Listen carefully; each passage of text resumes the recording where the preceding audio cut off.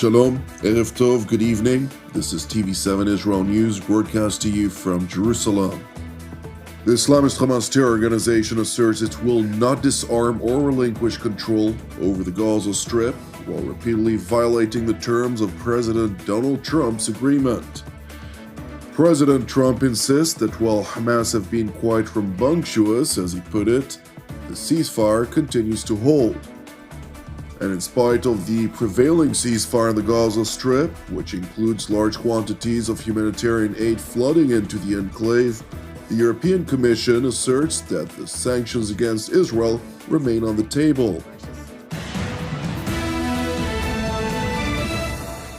The Islamist Hamas persistently violates U.S. President Donald Trump's so-called 20-point peace plan as it determinedly cracks down on all Palestinian opposition within the Gaza Strip.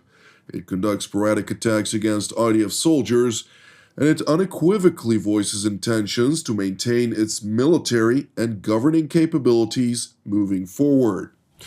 Yesterday morning, the Islamist Hamas terror operatives launched a combined attack against IDF troops in two separate locations in the town of Rafah of the southern Gaza Strip, killing 2 soldiers and wounding 2 others.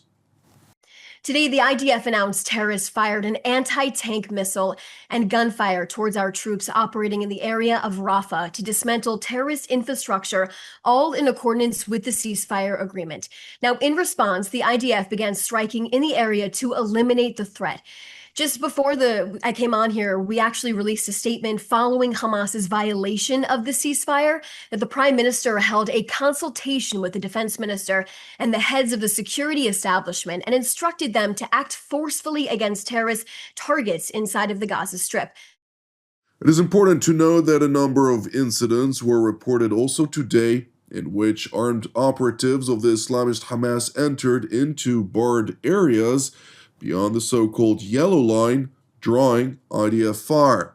Moreover, the Islamist Hamas continues to drag its feet with regard to the release of hostages who were murdered in Hamas captivity, which is consequently triggering deliberations in Jerusalem vis-à-vis the imposition of sanctions against the Islamist Hamas, to include a revising of the IDF's lines of deployment in the Gaza Strip. Hamas is required to uphold its commitments to the mediators, including President Trump, to return our remaining hostages as part of this agreement. The Prime Minister has made it abundantly clear there will be no compromise and Israel will spare no effort until all of our fallen hostages are home. There are 16 more hostages that need to be returned. Prime Minister Netanyahu's spokeswoman continued by also emphasizing Israel's uncompromising demand for the Islamist Hamas to demilitarize and that it will not have a role in the future government of the Gaza Strip. The remark came after a senior official of the Islamist Hamas, in an exclusive interview with the London-based Reuters news agency, insisted that the terror organization does not intend to relinquish its governing role over the Gaza Strip. Moreover, according to the Hamas official, if the Palestinian Authority would like to take over the enclave, it should do so through an election after 19 years in which Palestinian President Mahmoud Abbas refused to hold any democratic process for fear of losing power. أولاً نحن نطالب بانتخابات عامة. إذا أرادت السلطة الفلسطينية أن تحكم قطاع غزة فلتأتي عبر صناديق الاقتراع. In addition to its unambiguous intention to continue governing the Gaza Strip, Hamas does not intend to disarm either. بس أنتم وافقتم على البنود التي طرحها ترامب ومن ضمنها تسليم السلاح. نحن لم نعطي موافقة على البنود اللي في المرحلة الثانية. إحنا وافقنا وفي رسالة واضحة التي وجهناها، رسالة الرد على ترامب.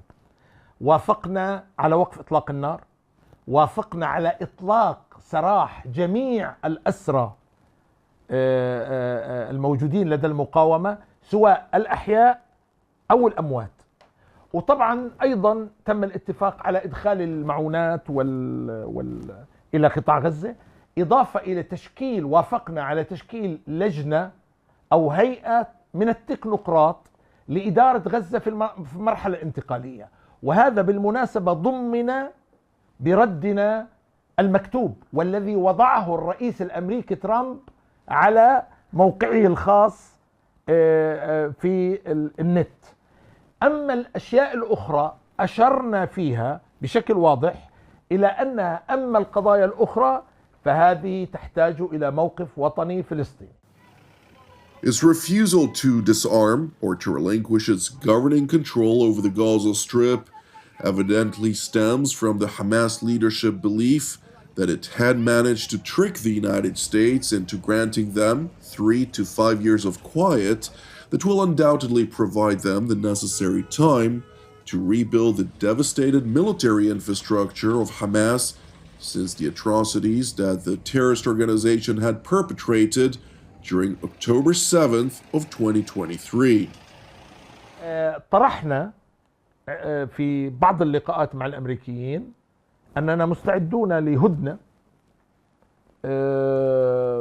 زمنية طويلة يتم الاتفاق عليها، ولكن لم يتم الدخول في هذا الموضوع لسبب أن التركيز كان الأمريكي والتركيز العربي والإسلامي والجميع على وقف الحرب أولا، ومن ثم يمكن الحديث عن فترات هدنة أو وقف إطلاق النار. How long a ceasefire does Hamas want? على الأقل حركة حماس لديها استعداد لهدنة زمنية تتراوح بين 3 إلى 5 سنوات. It is important to know that in spite of Hamas's repeated violations and voiced intentions to disregard Phase 2 of the plan, President Donald Trump remains determined to ensure that the ceasefire holds. We want to make sure that it's going to be very peaceful with Hamas, and as you know, they've been quite rambunctious. They've been doing some shooting, and we think maybe the leadership isn't involved in that. Some rebels within, but either way, it's going to be handled properly. It's going to be handled toughly, but properly. Is the ceasefire still in place? Yeah, it is. Yeah, it is. Meanwhile, U.S. Vice President J.D. Vance is expected to travel to Israel later this week for the first time since assuming office in an attempt to keep the ceasefire's momentum going. Nevertheless, Vice President J.D. Vance is clear-eyed about prospects for success. Well, look, it's going to be complicated. I mean, the best case scenario, meaning if this thing absolutely produces that sustainable long-term peace that the president and I hope that it will, there are going to be fits and starts. There are going to be, Hamas is going to fire on Israel. Israel's going to have to respond, of course. There are going to be moments where you have people within Gaza where you're not quite sure what they're actually doing. So we think that it has the best chance for a sustainable peace. But even if it does that, it's going to have hills and valleys, and we're going to have to monitor the situation. In response to a question about Hamas's repeated violations of President Trump's 20-point plan, the American vice president stressed that until an actual mechanism is implemented in the field, the terror group's violations will continue to fester. When we talk about Hamas, you're talking about 40 different cells. It's disjointed. Some of those cells will probably honor the ceasefire. Many of those cells, as we saw some evidence of today, will not. Before we actually can ensure that Hamas is properly disarmed, that's going to require, as we know, some of these Gulf Arab states to get forces in there to actually apply some law and order and some security keeping on the ground. So I think it would be kind of absurd for the president to say, well, Hamas is going to be disarmed 3 or 4 days from now. We don't even have the security infrastructure in place, meaning the Gulf Arab states, our allies, don't have the security infrastructure in place yet to confirm that Hamas is disarmed. Until you actually go a little bit down the path of this peace mission, of this 20-point peace plan, we're not going to be able to say with confidence that everybody is doing everything that we want them to do. Turning to the European Union, where EU Foreign Policy Chief Kaja Kallas, following an EU Foreign Affairs Council meeting, claimed that while the context had changed since President Donald Trump achieved a ceasefire for the Gaza Strip, the EU Commission's threat of sanctions against Israel remains on the table. Ministers also addressed the European Commission's measures regarding Israel. The ceasefire has changed the context, that is very clear for everybody.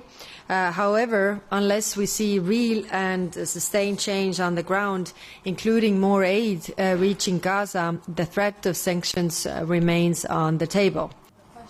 It is important to highlight that the EU Commission, which is not an elected body, has been pushing for sanctions against Israel over the Hamas-instigated war, despite failure to gain a necessary consensus among the European Union's 27 member states. Thank you for watching TV7 Israel News. If you're blessed by our updates, which are exclusively donation-based, please support TV7 Israel with a donation. You can do so via our website at www.tv7israelnews.com. I would like to also encourage you to keep praying for the families of the hostages who have yet to return from the Gaza Strip, namely those who were murdered in Hamas captivity. Pray also for Christians and Druze currently besieged by the Damascus regime in southern Syria, and for the Christian communities in both Nigeria and China as well. And last but certainly not least, pray for the peace of Jerusalem and the salvation of Israel. Jonathan Hessen wishing you a Shavua Mevorach, and God willing, until our next update, Shalom from Jerusalem.